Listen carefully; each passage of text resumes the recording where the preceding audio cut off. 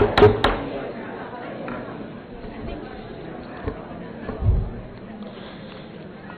evening and welcome to the Owen J. Roberts School Board of Directors regular business meeting, Monday, November 13th, 2017 at 7:01 p.m.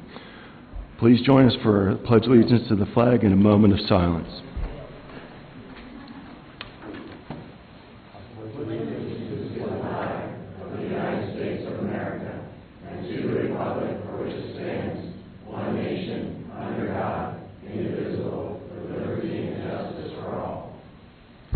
Please remain standing.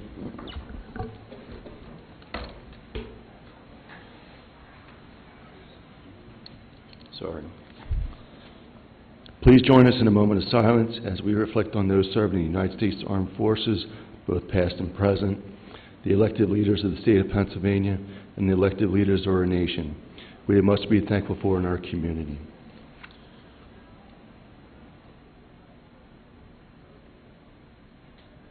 Please be seated.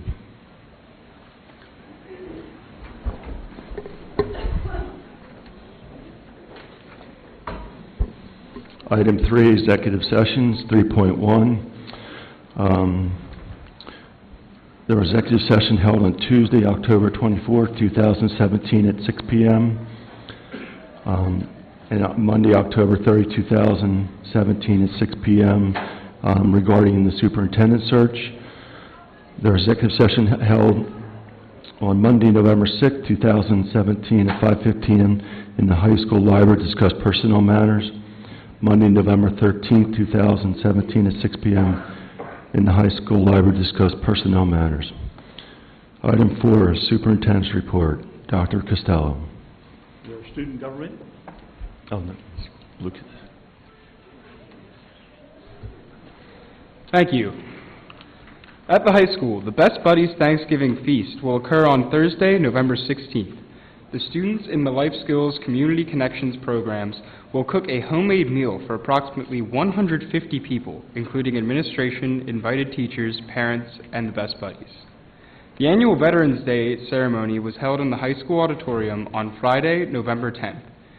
Several VIPs were on hand, including State Senator John Rafferty and State Representative Tim Hennessy. And of course, the most important people on hand were the over 70 honored veterans. The event included musical performances, speeches, and a luncheon. Student government attended a program called Senator for a Day with Senator Rafferty. The day included interactions with student governments from other schools in the area. The annual Powder Puff game is being held as we speak, and is actually why I was a bit late arriving, so do forgive me for that.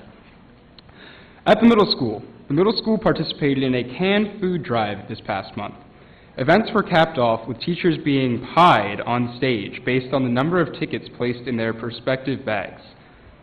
This week, we will host our parents for our annual visitation day during American Education Week. At East Coventry Elementary School, after Thanksgiving, students at East Coventry will be encouraged to burn off the bird. Each class will take 2 brain breaks twice a day in order to do a walking lap around the school, which would total 1.6 million steps in 5 days. At East Vincent Elementary held a multitude of events in October and November, including Make a Difference Day donation drive, Grand Pals Day, the book fair, Desserts with Dads and Dudes, Red Ribbon Week, Halloween parades, Wildcat Prowl Walkathon, Title I family event, and Veterans Day Assembly. Most of our events are captured with pictures or live feeds on East Vincent Elementary School Twitter account and the Facebook page with the hashtag #WeLoveEastVincent. At French Creek Elementary, students and staff celebrated a very successful PTA Wildcat Walk on October 30th during a school-wide assembly. The OJR Wildcat was even on site to help announce that students raised a total of $30,471. Students and staff enjoyed an annual Halloween parade on October 31st. Students and staff hosted the annual Veterans Day breakfast and school-wide assembly on November 10th. Students read special poems and sang patriotic songs to entertain and honor our very special guests. French Creek kicked off American Education Week with Parent Visitation Day. Students are looking forward to Donuts with Dads on November 15th. At North Coventry Elementary, on October 25th, North Coventry dedicated the Evans St. Clair Memorial. Evan was a fourth grader at North Coventry who tragically lost his life in a house fire this past June. The North Coventry PTO voted to dedicate the new Gaga Ball Pit in his memory as a tribute to his love for recess. The ceremony was attended by Evan's family, 12 of his friends and their families, the parents who contributed the pit, along with Dr. Lloyd, teachers, and staff. At West Vincent Elementary, on October 17th, West Vincent PTA hosted their first walk-a-thon fundraiser. The students raised over $30,000 for their school. In celebration, Mrs. Jardine and Mrs. Cooney got the opportunity to dump Gatorade on Mr. Smith. West Vincent hosted a bus driver appreciation breakfast. Student council held banners of appreciation as the bus drivers drove into school that Friday morning. On November 10th, West Vincent celebrated Veterans Day by hosting 25 veterans for breakfast and held an annual assembly in their honor. The ceremony concluded with students from each class presenting the veterans with paper chains made by the students, which included written notes of appreciation.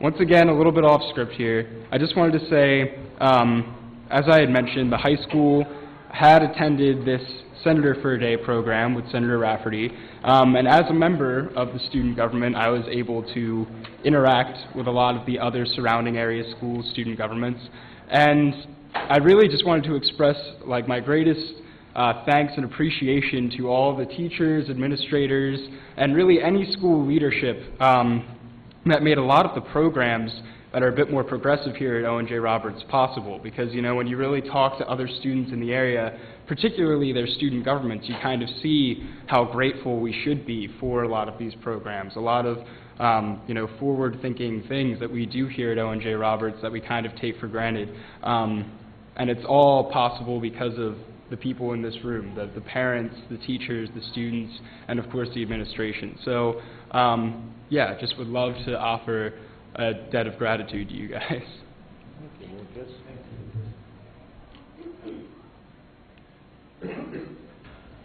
We will continue now with the high school fall sports. The student athletes from Owen J. Roberts High School has had and is still having a very successful fall athletic season. At this time, Dr. Martini will be bringing in This is our golf coach, Coach Kirby. He's doing the introductions for us. Hi, good evening, everyone. It gives me great pleasure just to help recognize Ward McHenry here tonight. Ward's been our #1 golfer for the last couple of years. He really peaked this year as a senior, leading the team to the team playoffs. And then golf, kind of a team sport and individual sport, he really took off in the individual playoffs, where he finished 3rd in our Pioneer Athletic Conference, which qualified him for the district tournament, which had, I believe, 116 entrants, I should say, and he finished 7th, which qualified him for the Eastern Regional for the state of Pennsylvania, which had 48 contestants, I believe. He once again finished 7th, which qualified him for the state tournament, which had 36 boys, if I remember correctly, and he finished 10th in the state of Pennsylvania. So just a great job.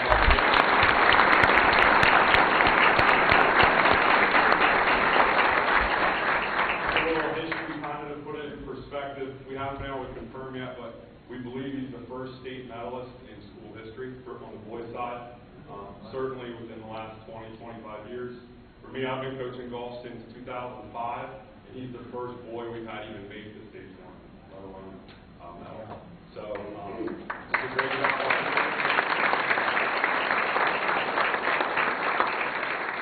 I think I'd be remiss if I didn't mention, we talk so many times about people being student athletes. Ward's an incredible student, somebody that's looking at schools like Lehigh, Lafayette, Bucknell, Penn State, Maryland, to be an engineer. So on top of the golf, he's even a better student. So congratulations.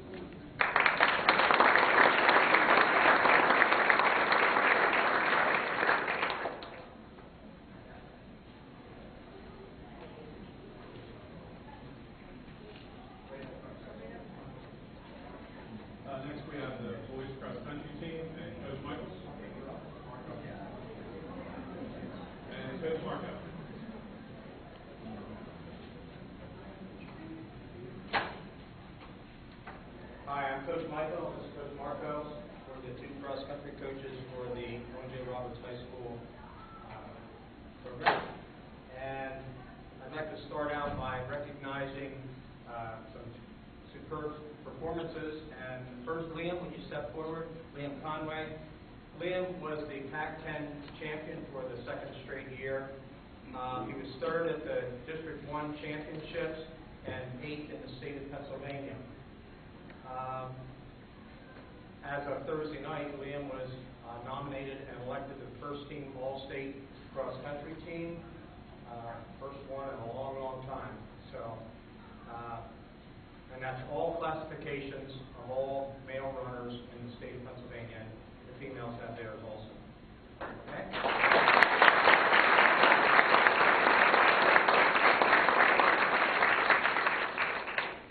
And Liam is still doing his college searches.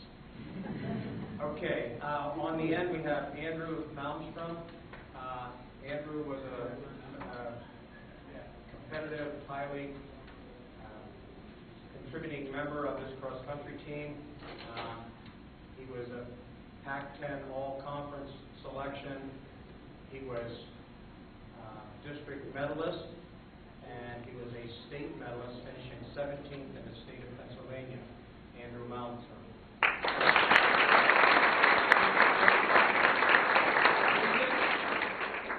Sophomore, all Pac-10 selection, a great contributor to this boys cross-country team. Vincent, looking forward to great things. Kyle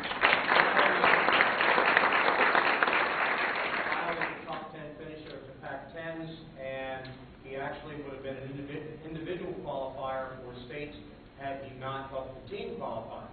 And Kyle was also an all Pac-10 selection.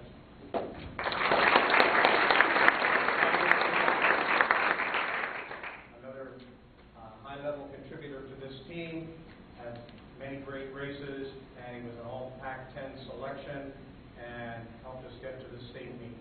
Matt Neufler.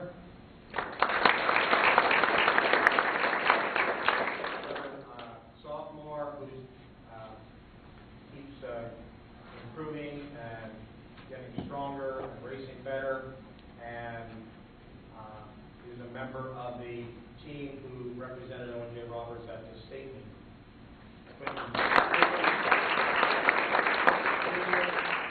And he was also a contributing member of the team that qualified for states at Hershey.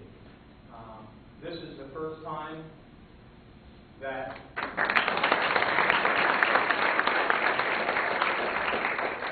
it's been a long time.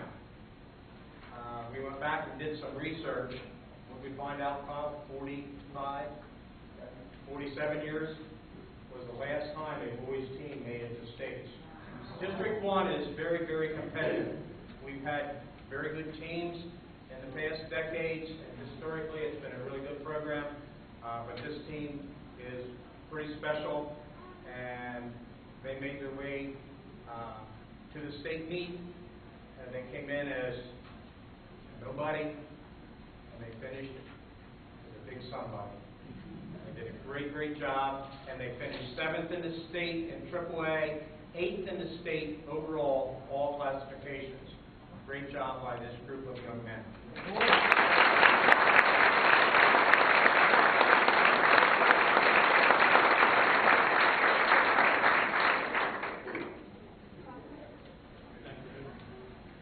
My son and I had the pleasure of watching this race up at Hershey for the state championship, and we saw the first 10 boys come by. Believe it or not, they were all over 6 foot thin, and they were going at about a 5:15 pace, 5 minutes, 15 seconds mile pace, and were flying past. It was absolutely an amazing race. I'd like to introduce the girls soccer team and Coach Marcussetti and Coach Wynn.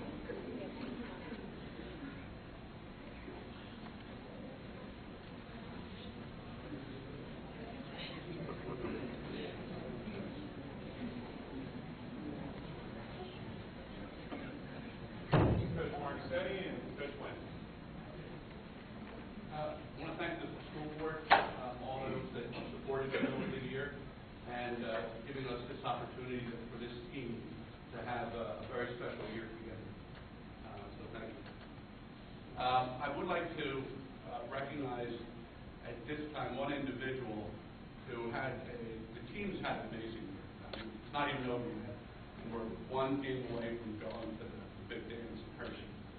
And I want to point out Mahogany Willis, who was our MVP of the league, nominated All-State, or actually an All-State selection, and nominated for All-American, which will be voted on next week. She also broke the school single-season scoring record, which was held by Laura Kane in 2000 and Stacy Blevins, who is an assistant with us since 2002, and she's now the sole holder. It was 34, it's now 37 in count. She's also, for her career, is the second player in ONJ history to break the 100 goal mark, which is quite an accomplishment when you consider we've only had 2 in 22 years.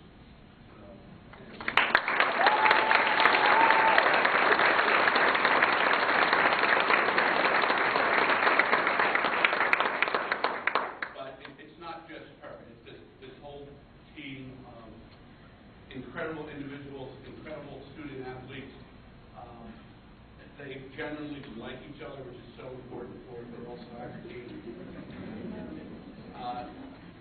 They usually, I have rule number 1 is when coach speaks, eyes front and keep quiet. Well, rule number 1 has to be revoked many, many times because there's so many conversations.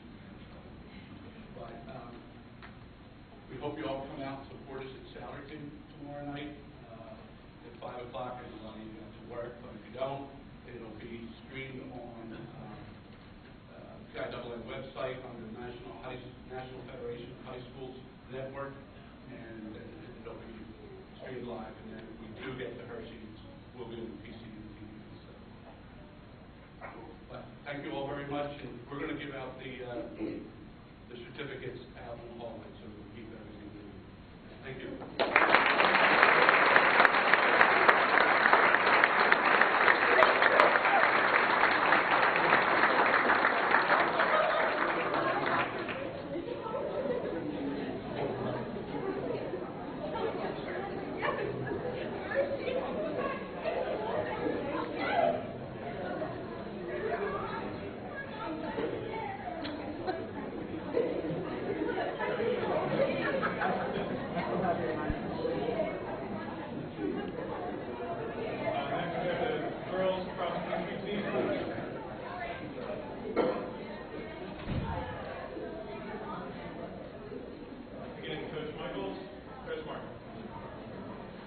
We're back. Round 2. This special group of girls, unfortunately, a lot going on, some college visits, motocross, football, okay. Old football, whatever. This represents pretty well our girls who ran at Pac-10s and throughout the year, and I'll introduce them in a minute. Couple of highlights. Our girls at Pac-10s, all 7 were all-league selections. There were 21 all-league selections, and we had 7 of them. Okay? Pretty impressive.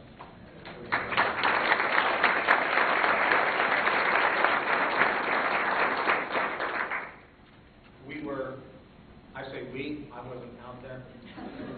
I was out there, but I wasn't on the course. Well, I was on the course, but we were second at the District 1 championships, and actually that's the highest district finish we've had. We've been 4th, 5th, 6th, and this year 2nd. And that qualified them also for one of the states. And obviously, I think I mentioned it, it's the first time that the boys and the girls qualified for the state meet. The whisper was the girls qualified first, and the guys said, well, we can't let them go up there by themselves. So the guys ran really, really well. Okay? Also for this team, the girl JVs won 3 major meets They won the Paul Short Invitational, they won the PAC meet, and they won the Centaur Invitational. So, things are...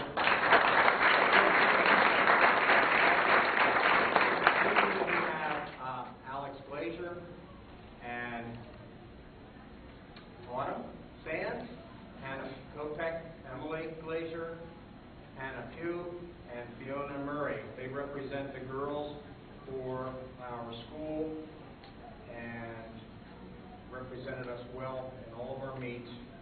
And they were 8th at states, and a couple teams from other areas, when they merged the results, they ended up 11th. 11th in the state of Pennsylvania, and there's 548, I don't know, some pretty many schools in the state of Pennsylvania. So the guys were 8th overall in the state, and the girls were 11th overall in the state.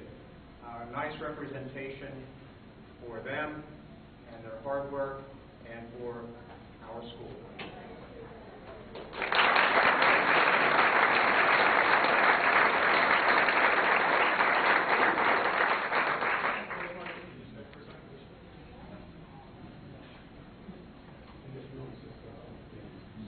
I'd like to just thank Coach Michaels.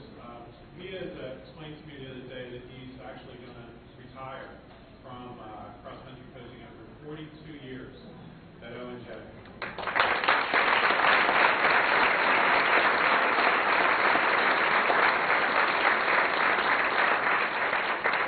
One of the things about Coach Michaels, and then as he has been a mentor to Tim Marco, is that he is an amazing coach in that he trains the students, he has them strategically run, and the other coaches, not only in the PAC but in the state, know to be careful when they run up against him, because there are some races that they want to forego every once in a while in order to get engaged in the other runners, make sure they understand, get positions.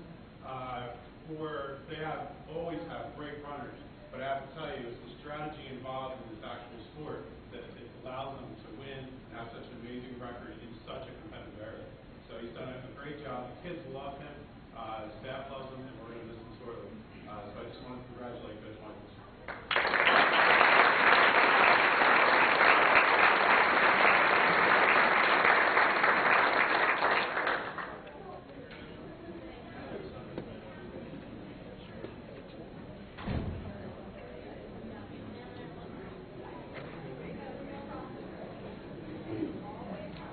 Let's introduce the girls hockey team.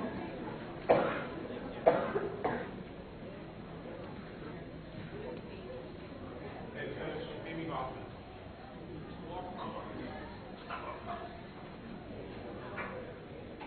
Hi, everyone. So this season we had a pretty successful season, even though we didn't necessarily win any championships. We did have a lot of firsts for us. We were able to finish second in the league this year. We then made it into district playoffs, and we were able to finish fourth in the district. And with that fourth place finish, we were then able to qualify for the CIAA state tournament. And the most exciting part, probably for all of us, was that in that tournament we got the first state playoff win ever in the history of the program. So I know we were all excited about that. Coaching staff very proud of the girls. We had 8 seniors with us this year, and they were amazing leaders. They took the team, through the lowest of lows and the highest of highs, and they did a great job leading, carrying the team through the whole season. So we're very proud of them. We're looking forward to the younger ones in the future. And the rest of the team is now in Power Cup, so this is really sad with us tonight. But congratulations to you girls, and thanks for the coaching staff and all your dedication to us.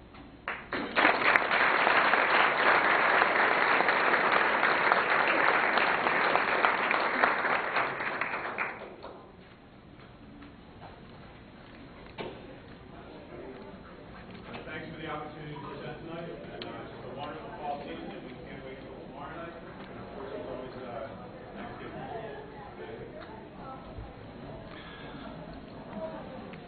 I was told earlier this evening, when the girls lost on Saturday, it was to the 11th ranked nationally of Emmaus High School.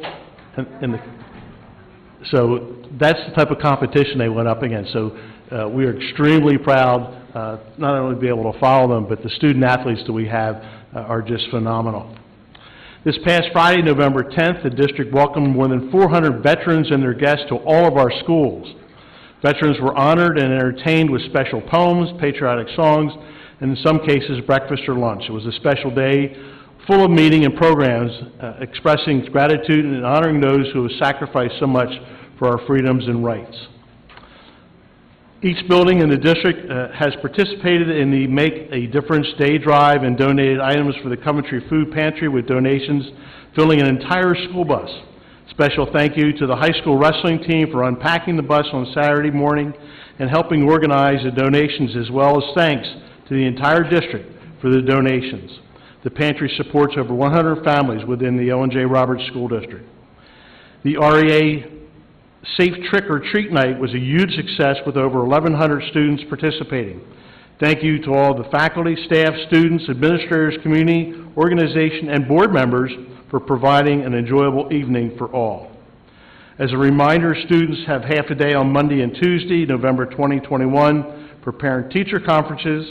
The holiday concerts are posted on our website, and in regards to the Thanksgiving Day game, we have posted that. We were very disappointed to learn a week before the game, when I got the call from the superintendent of Pottstown that they did not wish to continue the rivalry. I had requested them to continue for another year so we could at least prepare an honorable way as the honor to make sure that the process and the rivalry continued. They wish to end it. Dr. Marchini has worked extremely hard with the staff at the high school and the band, so we will have a large pep rally Wednesday night before the game to honor not just the high school, all of our teams, the past graduates, past players on all the teams. So we wish everyone to please come out that night.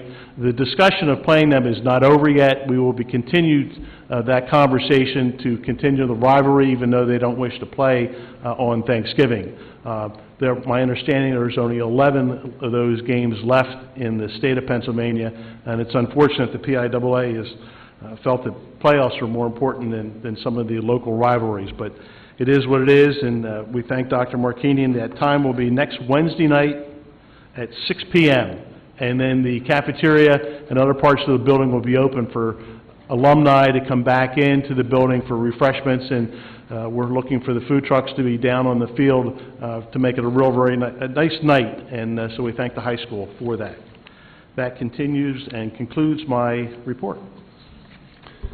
Thank you, Dr. Costello. Item 5, public comment.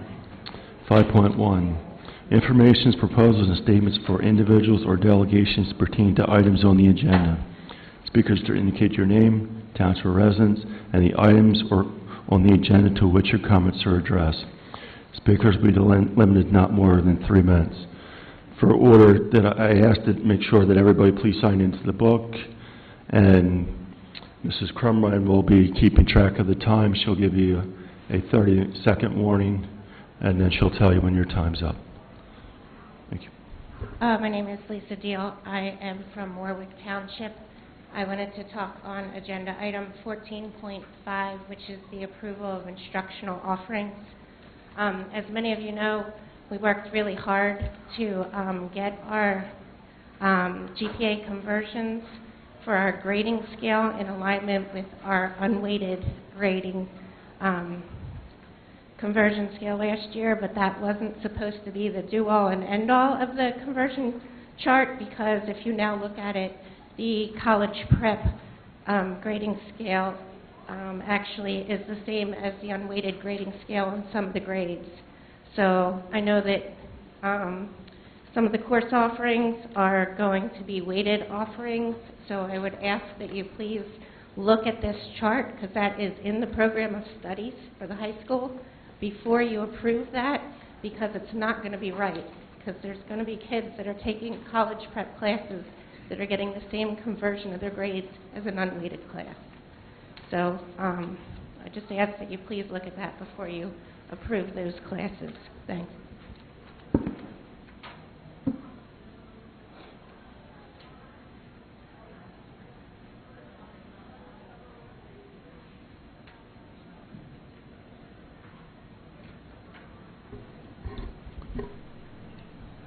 Okay, moving on. Item 6, Board Committee Reports. 6.1, Committee of the Whole. A meeting of the Committee of the Whole was held on Monday, November 6, 2017, at 6 p.m. in the high school LGI room. The following committees met at that time: Curriculum Instruction, Finance Committee, Personnel Committee. Item 6.2, Buildings and Grounds. Mrs. Booth. Thank you, Mr. Kleinfelder. The last Buildings and Grounds meeting was held October 23, 2017. Representatives from Marietta, Maine Architect were in hand to provide construction updates for both facilities upgrade projects, East Vincent Elementary School and East Coventry Elementary School. The draft 2017-2018 B&G goals, Buildings and Grounds, were presented as well. Tonight's B&G update includes the East Vincent Elementary School Facilities Project. Apex and Midstate Primes have scheduled time to complete open tasks remaining on the project punch list. Not only is it paramount that the punch list items are completed to provide maximum utility of the new facility, these items must be fulfilled effectively and efficiently. We will remain diligent. MM's MEP consultants will back-check and verify completion of unfulfilled punch list items. Project closeout is a priority.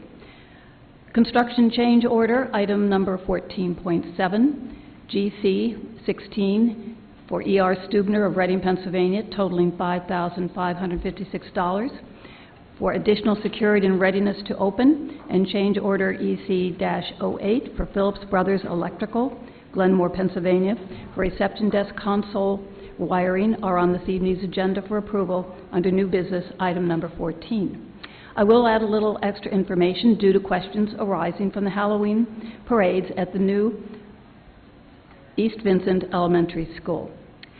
Parking congestion always remains an issue for big events. However, some relief was and is planned for this facility. There were originally 102 parking spaces. That will grow to 158.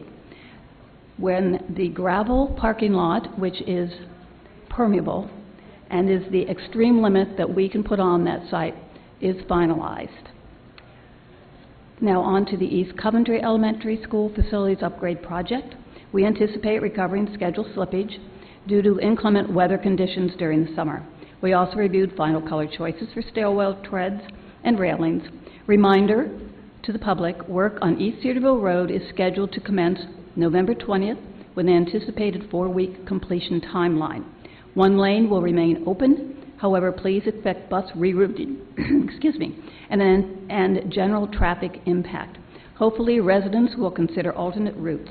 This information will be shared with the public. On this evening's new business agenda, again, under item 14.7, new business, change order GC-05 for SMU, the general contractor, to complete additional PennDOT required work in the amount of $38,115.32 for removal and replacement of existing items and existing inlets and demolition and backfill of existing inlets per civil plan revision for approval. Look for the new building to receive its skin soon. Masonry will soon be on hand and will soon be seen. Exciting, and a reminder to all, check on Mike Shelgren's drone productions in 2 locations. Visit the district website under Portal Construction Projects and the ECES Schools either Facebook page or Twitter account, I'm not sure. Okay, thank you. Quick update, a public update for the Route 23 in Coventryville intersection. Remember, this is not a district responsibility, but we have worked to assist facilitating a resolution. After making contact with Amanda Shaner from South Coventry Township, the district has received the following update. The safety study conducted by the Department of Transportation has been completed and resulted in the lowering of the speed limit from 50 miles an hour to 40 miles an hour for that stretch of Route 23. The reduction is now in effect. The township generally receives notification of the study completion and resulting changes, but does not receive a written report. In addition, the township has voted on the necessary resolution for the Department of Transportation to initiate a traffic light study. The township awaits the results of that study and will advise the district when information from PennDOT has been received. Thank you, Mr. Kleinfelder. Thank you, Mrs. Booth. Item 6.3, Chester County Intermediate Unit. Mrs. Barkis. I have no report at this time. Our meeting will be taking place this Wednesday, November 15th, at the Penix Bridge Technical College High School, and I will make sure the report is ready for our next meeting. All right, thank you. Thank you, Mrs. Barkis. Item 6.4, Curriculum and Instruction Committee, Mrs. Barkis. The Curriculum Committee met as a part of the Committee of the Whole on November 6th. There were 4 items on the agenda. Mr. San Francisco discussed the Chromebook pilot at the high school. Students and teachers are using these devices in a one-on-one environment in the biotechnology classes and the IB Core course. The current contract for the Learning Management System, D2L, will expire this year. 3 vendors are being considered, and we were told that the high school teachers will meet with these vendors and choose from an online platform. We will receive an update about the decision during the budgeting process. Dr. Marchini reviewed the proposed changes to the high school program of studies. The proposed courses include AP World History, Athletic Training 2, and 3 IB courses, Mathematical Studies Year 1 and Year 2, and Philosophy. Dr. Marchini indicated one business education course would have a name change and to be aligned with the MCCC for dual enrollment. Lastly, several courses received college or university endorsements and will be moving from the standard weight to college prep or honors weight. These changes to the program studies are reflected in Regulation 105A, which is included on the agenda tonight for this evening's meeting. Dr. Soder shared information about the comprehensive plan, which is a series of reports that will be submitted to the PA Department of Education in the spring. The board will receive updates in February or March. The next Curriculum Committee meeting will be held on January 8th at North Coventry Elementary School. Topics for the meeting will be an update on the IB program, AP courses, and Title I program. Board members who have any questions about these topics or would like specific documents for the meeting should contact Dr. Soder directly. And that concludes my report.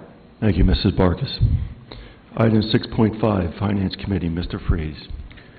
Thank you, Mr. President.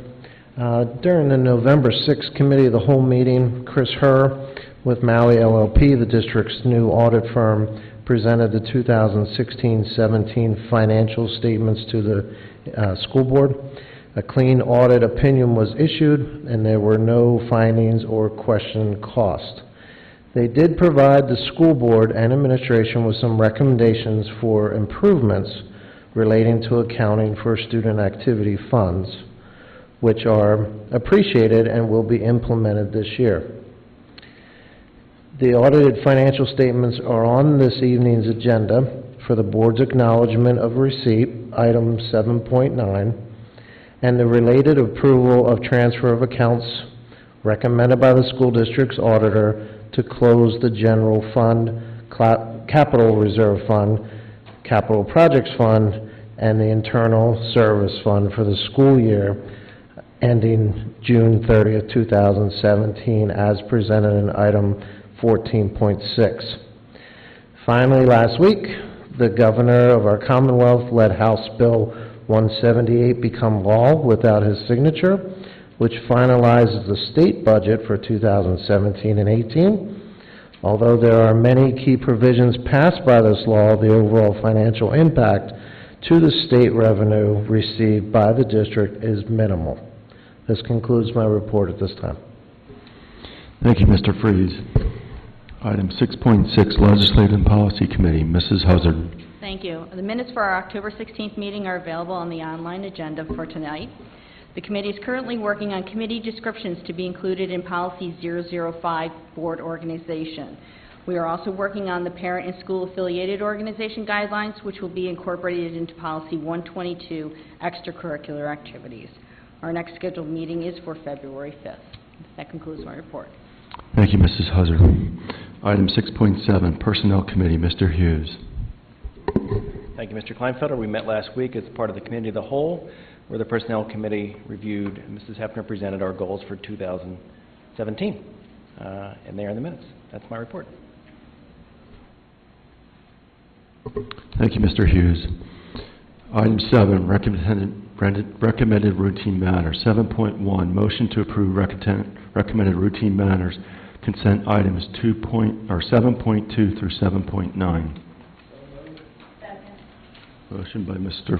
Freeze, second by Mrs. Huzzard. Any discussion? All those in favor? Aye. Opposed? Motion passes.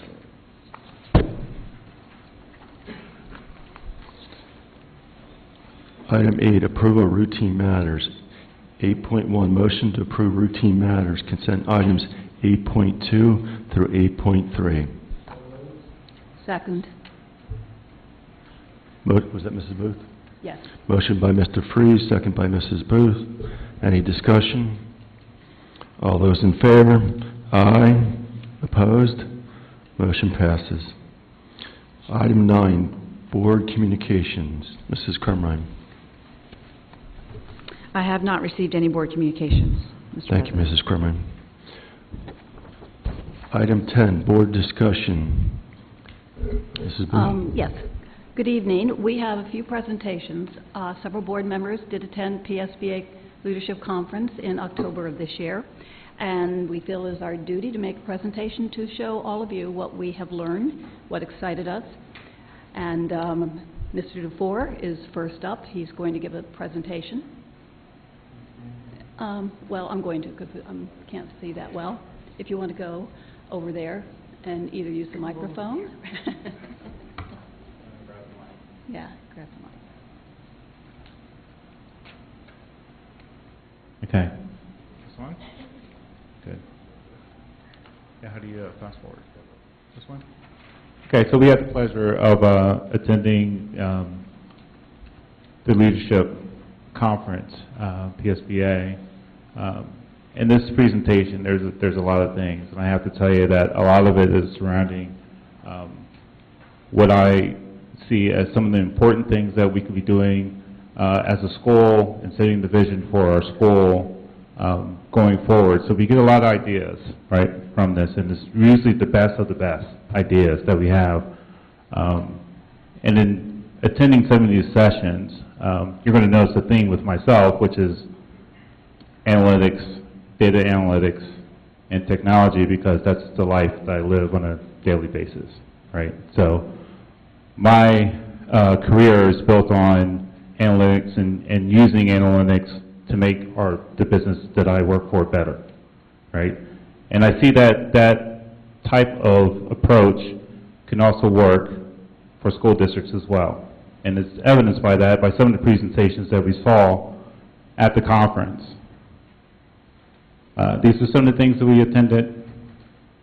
Some of the learning labs, creating a vision, transferring learning through data conversion. Very interesting presentations, and learning labs is actually learning how to do it and how to apply it at your school. Myself, I had the pleasure, along with Mrs. Booth, to attend some courses taught here at the high school that involve learning and technology, and we definitely see a great growth here at Owen J. Roberts. And the introduction of the one-to-one that Paul presented last week in the committee of the whole was also very impressive because they are taking an analytical approach to using technology here at our school.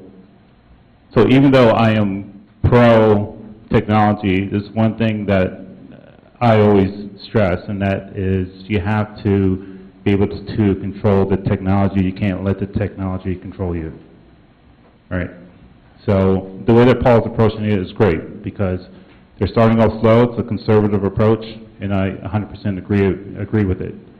So education being our business, products and services, and our investment, accountability, and responsibility, all that together makes our community.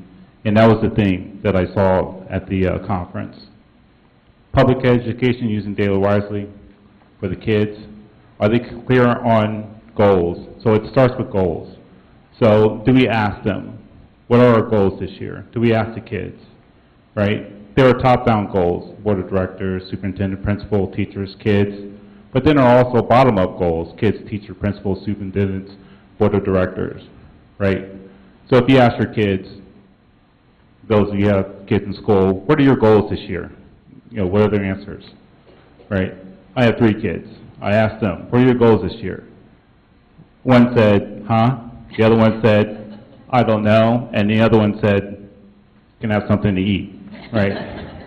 So it's important that we teach our kids they have goals, right? And we have to remind them of what their goals are. So that was part of the theme of one of the sessions that I attended. Goal setting is very important. Preparation for the school year starts with last school year. We inquire to be the best indicator for our goals are former students. But actionable goals are also very important. A data soup, organize, design, build, create, examine, develop, plan, and act on your goals is also extremely important. You have to have an end game, is what they're saying here. You have to have a way to say to your kids, this is what you need to accomplish this year. This is what you need to work on, right? So in saying that, you create a cycle, building system level success. Experiences here that you have, your performance, those with a building block, which is health, safety, and the environment that you have, leads to social learning and growth, right? We talk a lot about growth, right? So it's a cycle. One important thing that we talked about is having a holistic view of your building system. And what that means is that the system in which you create should be circular. Flexibility in learning, this is a great session, designing the edges. What's being challenged is that, what they meant by this is that they told an interesting story about how they designed jet fighters, right? Initially, they designed jet fighters on the average person who flies jets, right? So then someone asked them, well, can you show us someone who fits this average? And they said, we don't have anyone that fits the average, right? So what they learned is that you have to design to the edges. You have to design to the top, and you have to design to the bottom. So you have to take your tallest pilot, your shortest pilot, your heaviest pilot, your lightest pilot, and design to the edges, right? So what sometimes is missing when you don't do that, when you design to the average, is sometimes you miss the kids in the middle. The variable is paying attention to language, socio-emotion, your background, home life. How do we align industry to education? So a lot of us here are in industry as adults, right? One of the things that we constantly have challenges is finding people to fill positions, right? To have the right skills to fill jobs.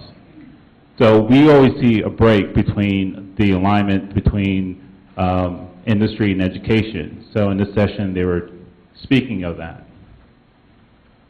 Fiscal policy and politics, great responsibilities that drives the risk of responsibility to increase taxes. Taxpayers get a greater return on their contribution.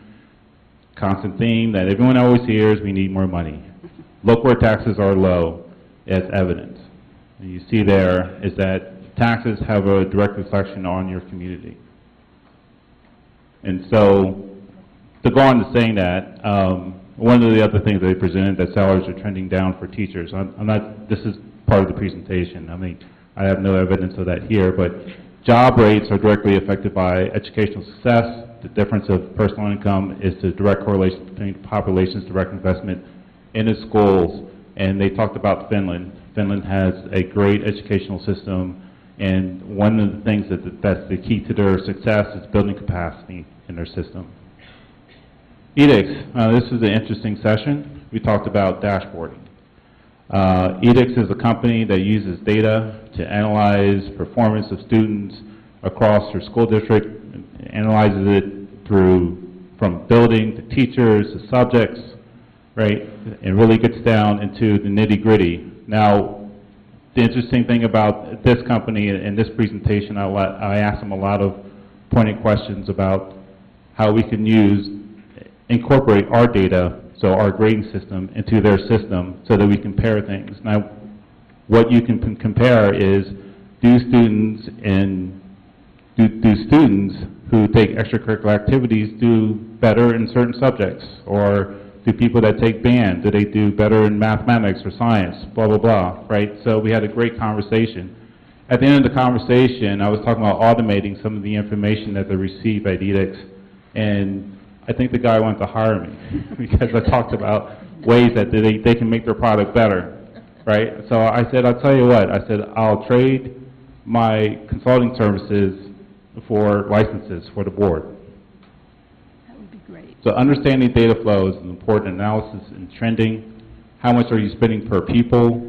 Is your tax dollars returning, it's a return on their investment? Understanding technology, teaching technology. It was a great session. One of the things that they talked about is centralizing your data, right? Centralizing your data allows you to build relational databases that talk to other databases, and allows you to do business intelligence and things like that. Some of the best takeaways, a dashboard. Dashboard for the board, right? So the board has they were talking about having the board, giving the board a report, right? So each meeting, the board will give a report on how we're trending. The next thing that was interesting is certification. So when I first came to where I work at now, it was actually on the business side. And how I got to the IT side was I had a certificate. That was it. I didn't have a degree in IT or technology. I had a certification. So the question was, why don't we teach certifications at the high school level, right? You can get to certain certifications, construction, telecommunications. Java is a coding language, Unix, Linux, and security that can actually land you a job, right? So why aren't we teaching our kids how to build apps and not just use them, right? There are a lot of jobs. A lot of people want apps, but they don't want to pay a lot of money for it. But it is a way for students who want to start a career right after high school, maybe not go to college, but you can do it in IT. I was actually surprised how many people in IT don't have college degrees. They have certificates, believe it or not. Student, teacher, parent, board, advisors was another idea that I heard. Director of Innovation, Bermudian Springs, we had a session with them. That was a great session. They actually have someone in their school who goes into the classroom and teaches the teacher how to use technology to make their classroom better, right? So one of the things that I always have fear of is we're throwing technology into classes, but it doesn't necessarily improve the grades of the students, right? So why are we giving them computers if we don't have the end goal, which is to make them more efficient and better students, right? So Apple Teacher is something that we could look at. They actually have courses and certificates for Apple Teacher. Student government, attending board meetings is another idea that someone had that was a great idea. There was one on fiscal responsibility, itemizing budgets over anything in the budget item that's over $100,000 is another great idea. Report dollar per student spent. That's something that goes to the board. All activity money collected by organizations must be subject to audit, blah, blah, blah. That was pretty good.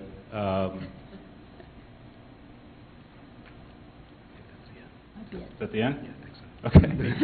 All right. So those are some of the takeaways, best takeaways that I had actually from the conference, but had a lot of great ideas at the conference, so it's a real pleasure going.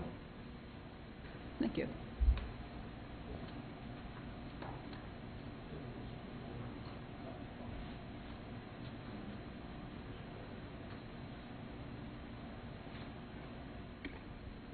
Thank you. I take it this is on? Yes. Okay. Well, as you can see, Mr. DeFore is very analytical. I'm not quite as analytical. I jump more into things because they enthuse me greatly. We did have a good opportunity and visited the same ones a couple times, but most of the time we managed to make sure that we each took up different topics so that we would get the most for the school district out of our time frame. This again is the Leadership Conference. I do have copies for new board members who might want to see it. It's been very worthwhile. I've been to them every 4 years, and every year that I go, I think I've seen it all. but it never fails to come back with some really great ideas. May I have your clicker? Which one? Okay. Well, this was very startling to me. High school student survey, which I think is a big change from what we might have seen 5 years ago, 7 years ago.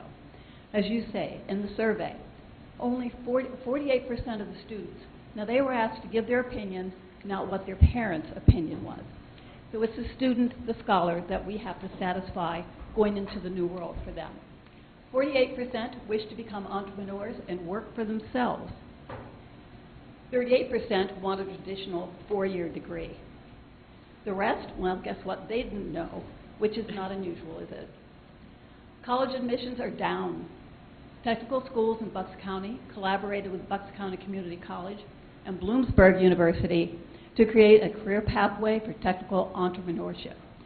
One takeaway, which I had no idea, in Pennsylvania, we are now supposed to be providing entrepreneurship studies for children even in elementary school.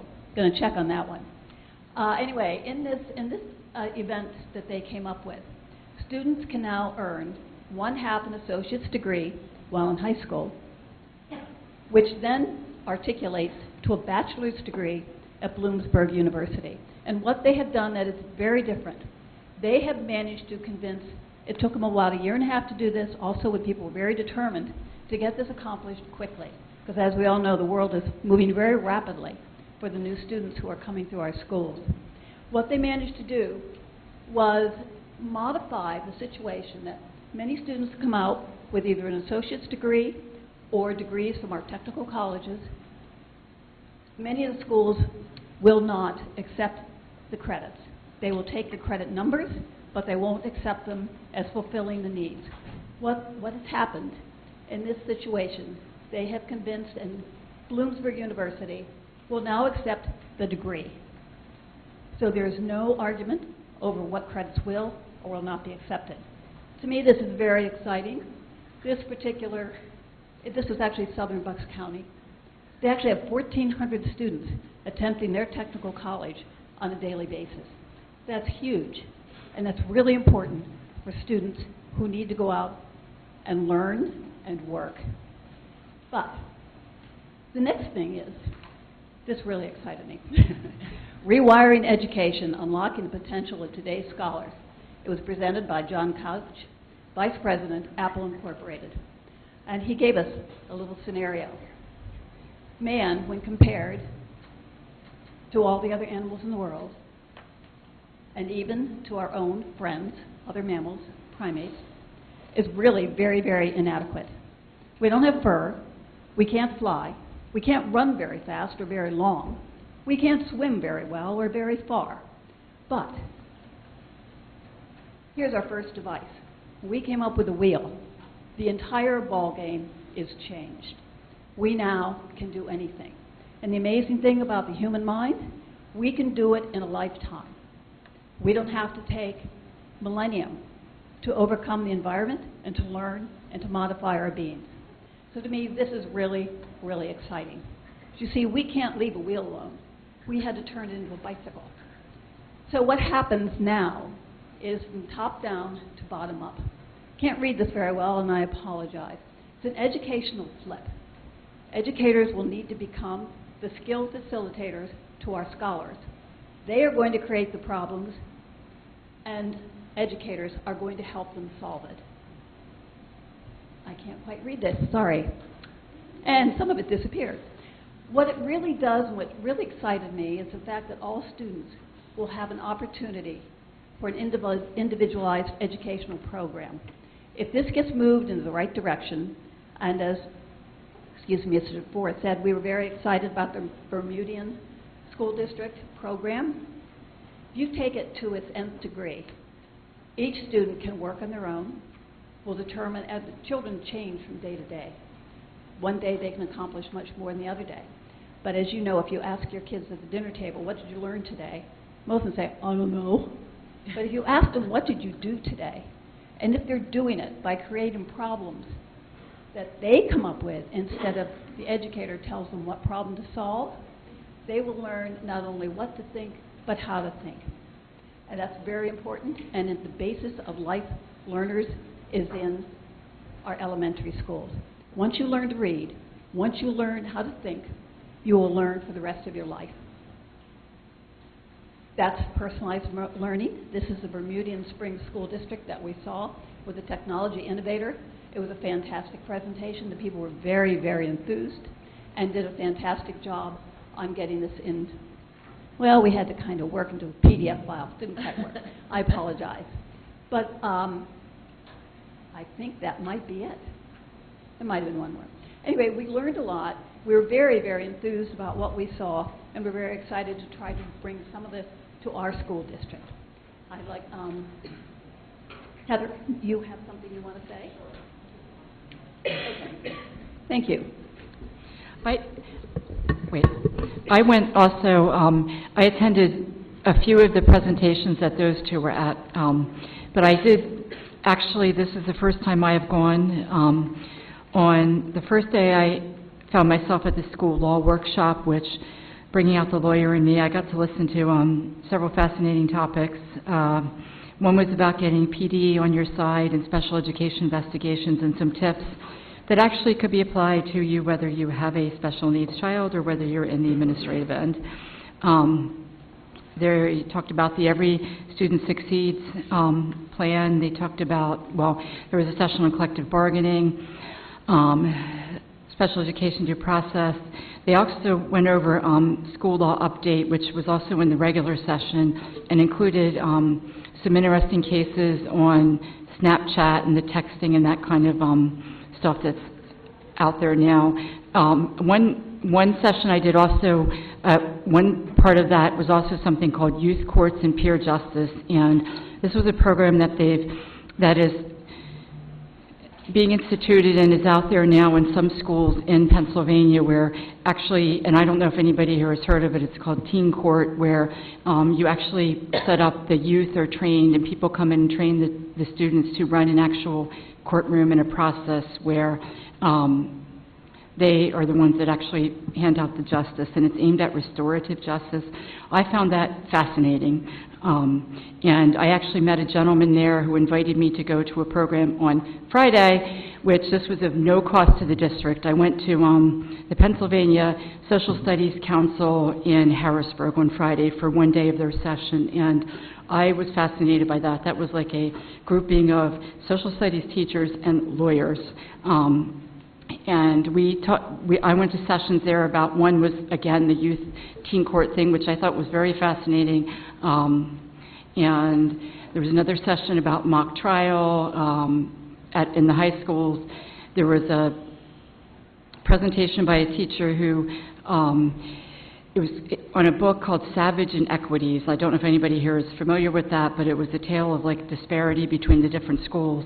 And actually a Miss Acton teacher did that at his high school, and he partnered with Kensington Health Sciences High School in Philadelphia, and so the classes got together and talked about what they learned. And that gentleman actually emailed me his entire curriculum for the class. And there was a couple other programs there. I did attend on Thursday. I actually went to the regular PSBA session, and I did attend some of the sessions that Cliff and Melissa went to.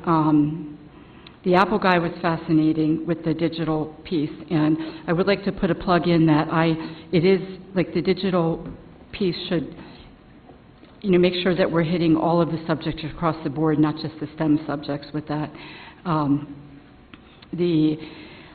We saw the Education Excellence Fair, and we did see a local person at that fair. Dr. Lloyd was there. They had a speaker during lunch, Paul Brandis, who was a White House correspondent. He was very fascinating to listen to. And I went to two other sessions there. The one that had the most impact on me was probably the evaluation process for superintendents and assistant superintendents. And I have all that information and how we got to listen to a way to do it. And I'm happy to share that with my fellow board members up here. And another session I went to was removing the barriers, providing support for underserved students to succeed. And that was actually, it was a program that started out in the western part of Pennsylvania, but actually they kind of like deviated and went on into here, but it actually ended up being about AP scores and how you could increase them. So I have all this information. Anybody who wants the information can contact me. All of their presentations are downloadable, so I'm sure the other people did too, download them, but I have all that. Trying to think what else. It was a very worthwhile trip.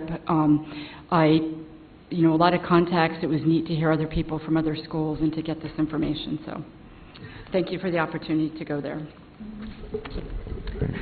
Thank you, Mrs. Booth, Mr. DeFore, and Ms. McCreary for your update. Any other board discussion items?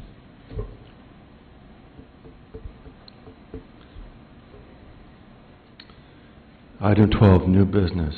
12.1, approval of the election of a district super... All business. I'm sorry, all business. Item 11, all business, there's none. Item 12, new business, approval of the election of a district superintendent.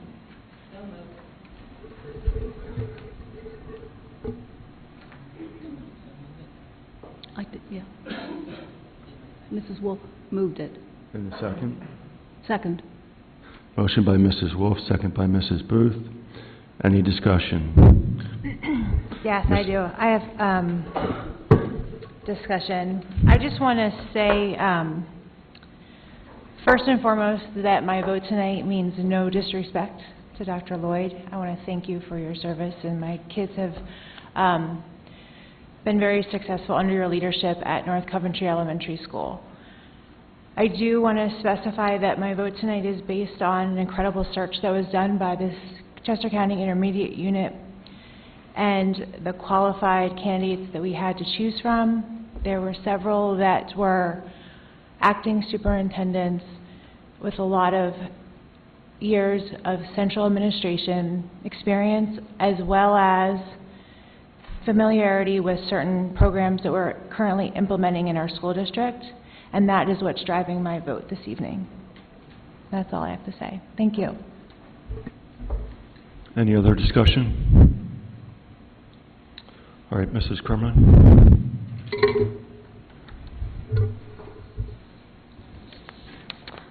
Roll call for item 12.1, Mrs. Barkis? Nay. Mrs. Booth? Yay. Mr. DeFore? Yay. Mr. Freeze? Absolutely, yes. Mrs. Hazard? Nay. Mr. Hughes? Yay. Mrs. McCreary? Yay. Mrs. Wolf? Yay. Mr. Kleinfelter? Yes. The yeas have it, 6-3.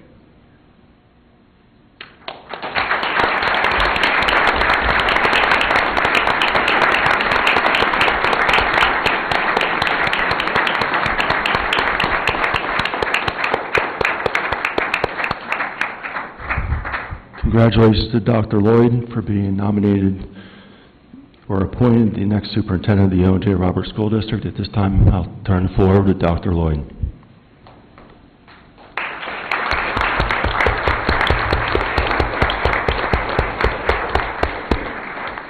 Thank you so much. And thank you for your confidence in me. I am honored and grateful to continue my service to our community and to my alma mater. And I will do my very best to make you proud and to make our community proud of Owen J. Roberts School District. Thank you.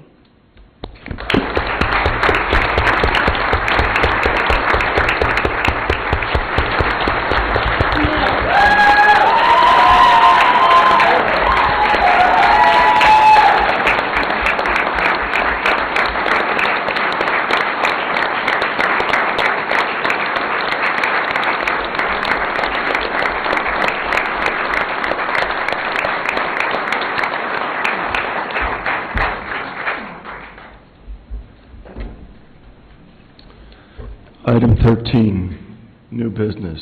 13.1, motion to approve personnel matters, consent items 13.2 through 13.10. Motion by Mrs. Wolf, second by Mr. Hughes. Any discussion? All those in favor? Aye. Opposed? Motion passes.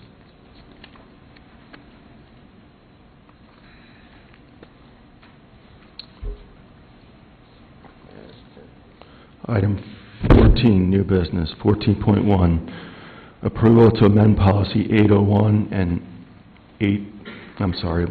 policy 008 and policy 008.1. Second. Who's the second? Mrs. Booth. Motion by Mrs. Wolf, second by Mrs. Booth. Any discussion? All those in favor? Aye. Opposed? Motion passes. 14.2, ratification of homebound instruction. So moved. Motion by Mrs. Booth, second by Mrs. Wolf. Any discussion? All those in favor? Aye. Aye. Opposed? Motion passes. 14.3, approval of student activity clubs and organizations.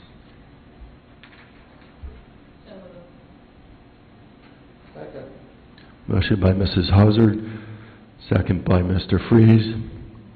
Any discussion? All those in favor? Aye. Opposed? Motion passes. 14.4, approval of conference attendance. Second. Motion by Mrs. Hazard, second by Mrs. Booth. Any discussion? All those in favor? Aye. Opposed? Motion passes. All right, I need, on 14.5, Mr. Cahill, I need some clarification on this. Typically, the board only, I believe, acknowledges receipt of regulations and not necessarily approve a regulation change. So do we need to separate this, or what's the best way to handle this? Convert it into two items, or just leave it? Well, you need to make a motion in the way that you'd like to have a motion made. Okay. What are we doing? Removing the regulation from the approval. Thanks. Yes. So, all right, so I guess I can make the motion, 14.5, that'll read approval of the 2018-19 K through 12 instructional offerings. And I'm seconding that we received it, right? Or we're approving it? We're approving We're it. acknowledging that we received the regulation, correct? Correct. Okay. Mrs. Wolf? All those in favor? Wait, I have a question. Yeah, We're acknowledging, well, we can make it 14.5A and 14.5B. so which one is A and which one's B? All right, so 14.5A, you keep it up, Mrs. Kermer, sorry. Approval to, 14.5A is approval of the 2018-19 K-12 instructional offerings. 14.5B will be the acknowledgement of Regulation 105A. Got it. Right. So are we going to have discussion on A? Yeah, we'll do them one at a time. Okay, so motion is on the table for 14.5A, approval of the 2015, or 2018-19 K-12 instructional offerings. So moved. Motion by Mrs. Booth, second by Mrs. Wolf. Any discussion? I would like to see the weight of the GPA for the specific classes before approval. Okay. Is, piggybacking off of that, is it feasible to pass this? And then, since the weight could that be modified at a later date? Well, once the curriculum is 14.5, passed or not? 105A is now going to be a separate item. Okay, so what the following would be, if we wanted to look at the weights, would be the regulation? Yes. Okay, thank you. So we're just approving that we're offering the courses Correct. haven't made a final decision On on the the weight. weight. All clear. All clear. All in favor? Aye. Opposed? Motion passes. Item 14.5A, B. or B, acknowledging regulation or receipt of 105A.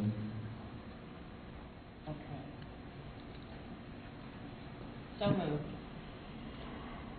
So is this something we need to have more discussion on at the next curriculum of the whole?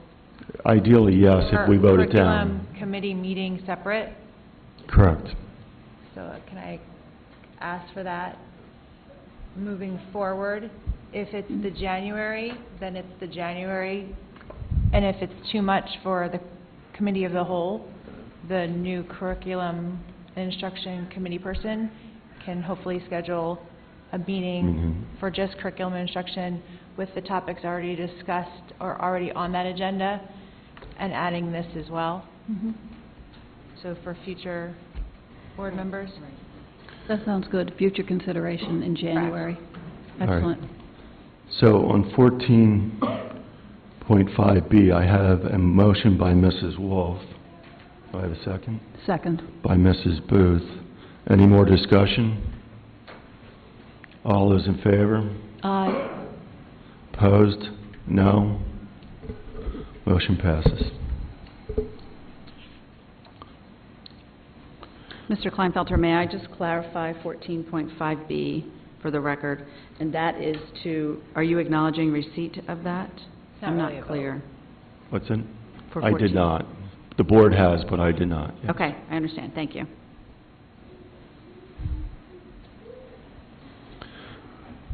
.6, approval of a transfer of accounts. Second.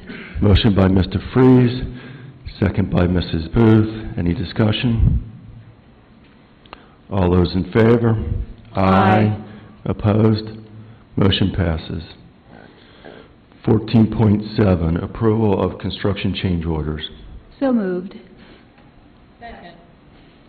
Motion by Mrs. Booth, second by Mrs. Wolf. Any discussion? All those in favor? Aye.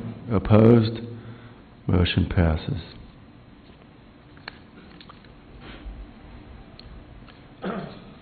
Item 15.1, public comment. Information, proposal statements, and or questions from individuals or delegations pertaining to any item. Speakers are to indicate their name, township or residence. Speakers will be limited to not more than 3 minutes.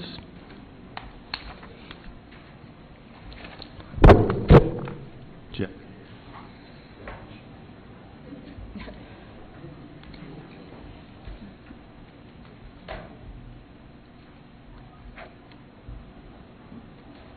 Good evening, Mr. President, members of the board, Dr. Costello. I'm Cheryl Herzog. I live in Warwick Township. I'd like to offer my congratulations to the board members that have been re-elected and to the newly elected members. I am optimistic that the newly convened board will be interested in looking seriously at the significant issue of chronic sleep deprivation in our teen students and the clear relationship with school start times that are not in sync with the circadian rhythms of adolescence. I am also optimistic that there will be more response to the wishes of the OJR community as indicated in the results of a survey given last winter. In that survey, a majority of parents and a majority of students indicated that they wanted a later start time. To date, nothing has been done to honor these desires for a healthier start time. Anyone with ears and eyes has by now heard about or read about the research on this topic. I come across new research on at least a weekly basis.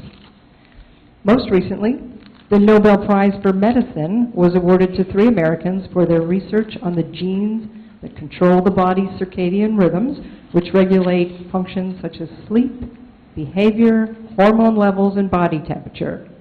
Disruptions to these inner clocks can be major contributors to the development of diabetes, heart disease, dementia, and cancer. and early start times do disrupt the inner clocks of our teens. From the University of Nebraska Medical Center, new studies are showing that bipolar disorder, schizophrenia, and severe anxiety in teens can all be traced back to sleep deprivation. Dr. Brett Kuhn, pediatric sleep specialist, said, "We used to think that mental health problems caused insomnia or caused sleep problems, but now the evidence shows that the arrow goes both ways." He fears that the full effect of the negative results of sleep debt, the cumulative effect of not getting enough sleep, may not be noticeable for years, if not decades. Change can be hard, but it is certainly possible, as we have seen in Unionville Chadds Ford School 30 District, seconds. that made the, excuse me? It's 30 seconds. Thank you. That made the change this year and is now reaping the benefits. Scores of other districts across the nation have also made the change this year, in addition to others in previous years. They're all doing very well. Let's do the right thing for our students and join them. Thank you for listening.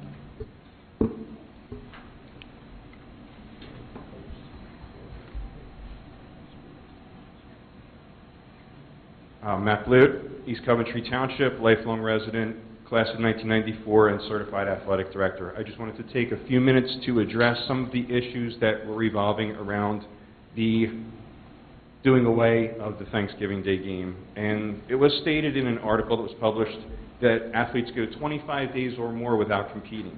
Well, according to the PIAA schedule, which is available on their website, our fall season ends on the 6th of November. The winter season begins on the 17th. That is a 13-day gap with a 5-day overlap between the fall and the winter seasons. The same goes for next year. It's approximately 14 days with the same 5-day overlap. Looking at the scheduling aspect, it was claimed that because of the changing of the schedules that it's not possible to have this game anymore. In a recent communication I had with PIAA Chief Operating Officer Mark Byers, he claimed that you can blame a lot of these changes on us, but not this one. And the change was actually to reduce the number of additional games from 2 to 1.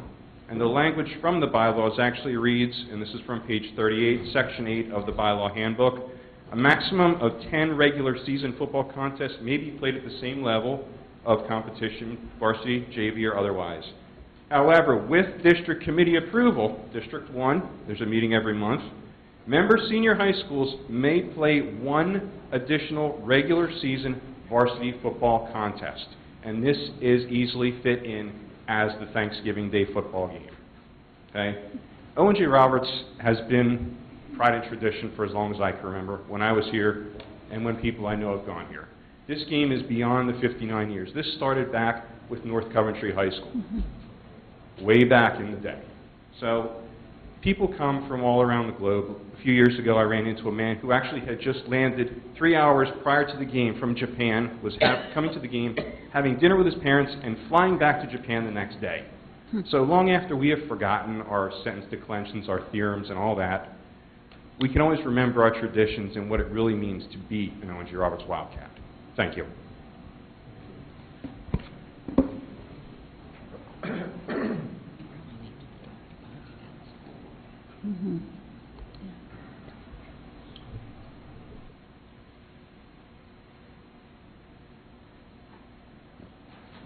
Good evening. I'm Kathy DiMarino, and I live in North Coventry. I've been on several occasions to talk to you about the importance of adolescents getting enough sleep and the effect that our early start time has on our teenage students. Specifically, the medical community is in agreement that students should not be in school until after 8:30 a.m. because of a normal biological shift in their circadian rhythms. When our students must be on a bus as early as 6:30 a.m., they are being required to wake up when they should be in the deepest sleep of the night. This causes chronic sleep deprivation and has many physical and psychological consequences. One specific problem that I am troubled with is the increase of sports injuries that occur due to the students' lack of sleep.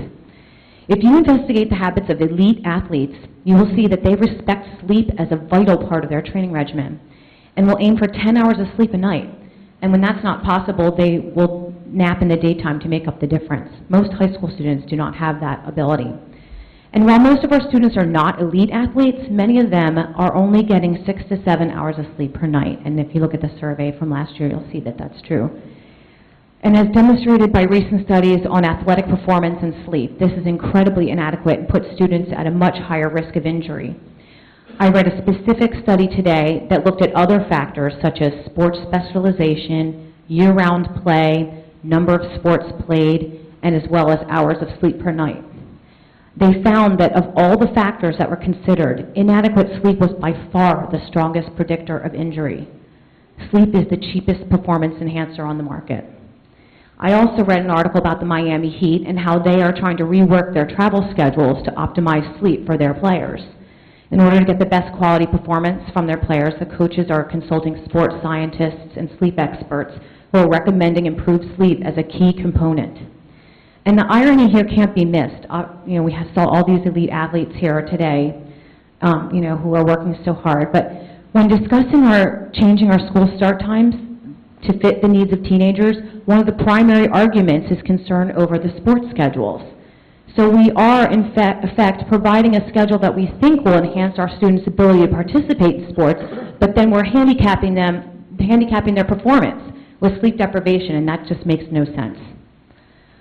It's also ironic to me that when I served on the committee to research the topic of start times, we did not spend any time at all 30 seconds. discussing studies or articles such as the ones I'm bringing up to you or the ones Mrs. Herzog just brought up.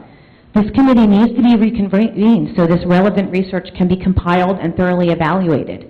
I hope that the board will see fit to take this topic seriously and have the courage to do a more thorough investigation with the health and well-being of our teen students taking the top priority.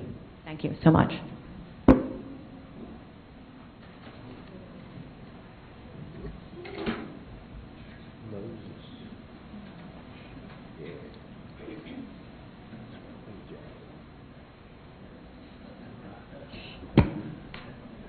Hello, my name is Jeff Moses, class of 1978 from Owen J. Roberts. I played football for 5 years for Owen J. Roberts. Played on the varsity team for 3 years. Been going to Thanksgiving Day football game for 53 years, since I've been 4 years old. I've been in contact with Pottstown and find out what their problem is. They don't want to play us. They said, one thing they said, their kids go from PAL football, which would be equivalent to our Northchester Red Knights, to the senior high football. They had to cut their 7th and 8th grade program, but they're going to try to bring it back next season. They have volunteer coaches. They also said the game it's a 27-day break without a game. They can play November 11th, like Owen J. was supposed to play, or November 3rd, we were supposed to play Northampton, we had a playoff game. How does this affect Pottstown? Their bonfire. They will not be having their bonfire next year. They have down by Manatoni. Money to the food stands. They have the touchdown boosters. They have a breakfast at 6 a.m. in the morning for the kids. That's gone. And who else does this involve? It involves the band. The band goes to the game. The cheerleaders go to the game. And one of the things that they do, the PIAA starts this football season in August. You say about not being safe? Playing a football game 95 degrees. You know what they do on 4th down? The referees call timeout, and you have a water break. How healthy is it to do that? Supposedly over at Pottstown, Facebook is lighting up with all the Pottstown people complaining they want to play the game. I played against a lot of guys from Pottstown. They were complaining to me. I said, I'll go to the school board meeting tonight. How's this affect Owen J? Where's the bonfire going to be? The famous Bucktown Boosters do a $5,000 scholarship for the kids from Owen J. One child will win that this year. We've been doing that for almost 20 years. And that will affect our coaches, the band, the cheerleaders. And you'd think the kids would have a choice in this, with the Pottstown children and the Owen J children that go to this game. And one thing about the break between the games, the NCAA had their playoffs where first place did second place before they went to this 14 mat. They went 49 days playing the game. 30 seconds. You take the pros, they get 14 days from AFC, NFC Championship to the Super Bowl. 14 days. So when I'm saying 27, 28, 20 days, I don't get it. And I plan on going to the Pottstown School Board meeting, which is supposed to be next week. So, and the PIAA, seems like they want money for the playoffs. So, I just hope, I know I'm talking to the wrong people here, we want the game, but the famous Bucktown Boosters want the game, and a lot of people do. So I'm gonna keep on trying to get this game to go. Thank you.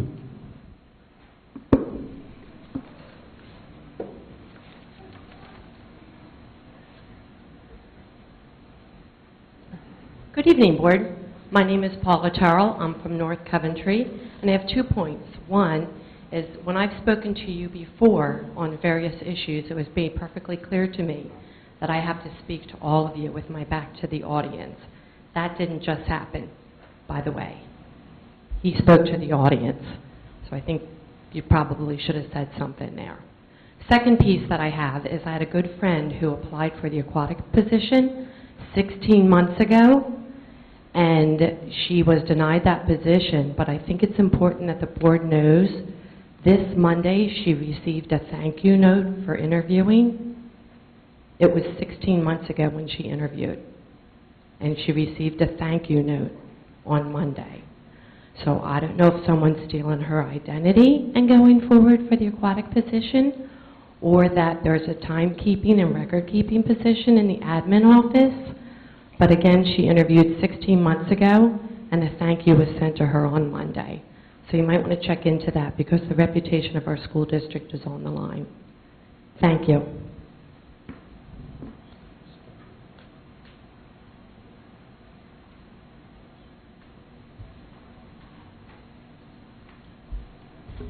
Item 16, 16.1, Board request for information. Item 17, adjournment. We are adjourned. 18